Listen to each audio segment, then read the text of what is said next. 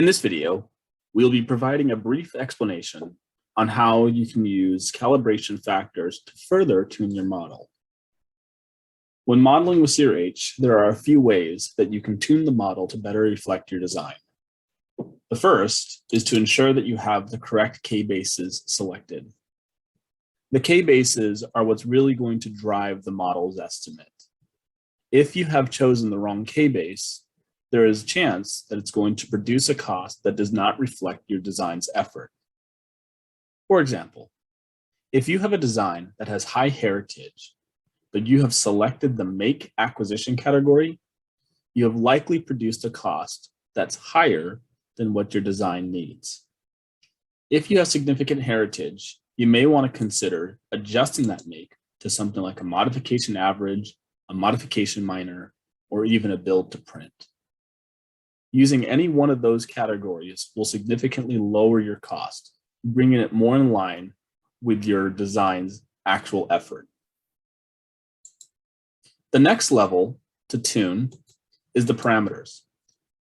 Once you have set your K-bases, it's going to set these parameters to a starting point. The starting point may or may not reflect your actual design's effort. It's important to modify these parameters if they do not. However, there may come a time where even after appropriately setting the K-bases and adequately modifying the parameters, you will have an estimated cost that still does not adequately reflect your design's effort. In that case, you may want to consider calibration. Now, it's highly recommended that when setting calibrations, you only set it if you see a pattern.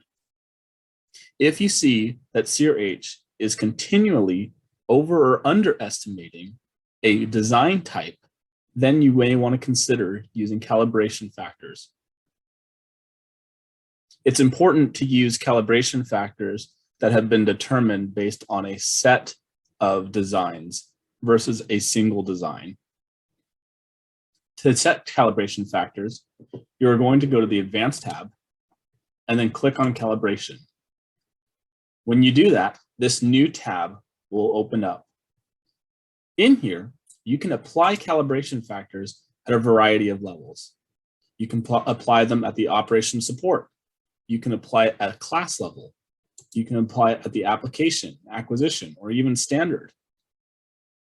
It's important to set the calibration factors at the correct level. For instance, if we're noticing that our modification average is producing a cost that is higher than what we would expect, we'd want to make sure that we apply those factors to the acquisition category and not the application or standard category. This will have the calibration factors affecting the right area. Now, to apply the calibration factors, you can double click on any one of these and either put in a positive or a negative number to raise or lower the cost. If you are unsure of the percentage you need to use, you can go up to the calibration actuals and you can put in what the actual would be. And then using this calibration report, it'll tell you the calibration factors you should use. So for instance, if we're looking at these development hours and we're noticing that the development hours is a little low and that it should be closer to 3,000, we can double click on this actual development labor hours.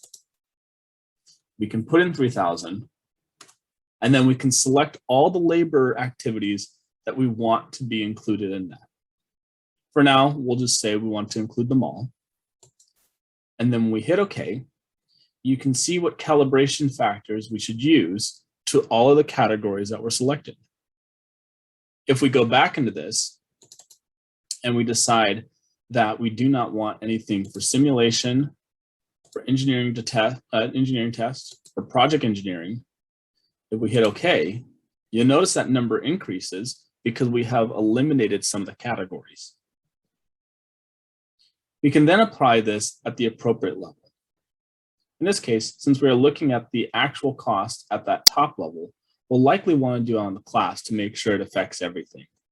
And so we'll go and we'll apply this 22 to the requirements, to design labor, design capture, Simulation we've excluded, so we'll keep that as is. Layout, placement, and route, verification, prototype labor, and so on and so on. Engineering tests we have excluded, so we'll keep that out. Integration, documentation, project engineering we excluded. System engineering support, tooling and labor. And then when we hit exit, you will now see that the estimated cost is now in line with what the actual should be. If you're applying these calibration factors to an element that's being used on multiple designs, you may want to consider saving it as a K-base. You can watch the Create a K-base video to see exactly how to create a K-base to do that. We hope you found this video helpful, and as always, if you have any questions or concerns, please reach out to the Galarath support team.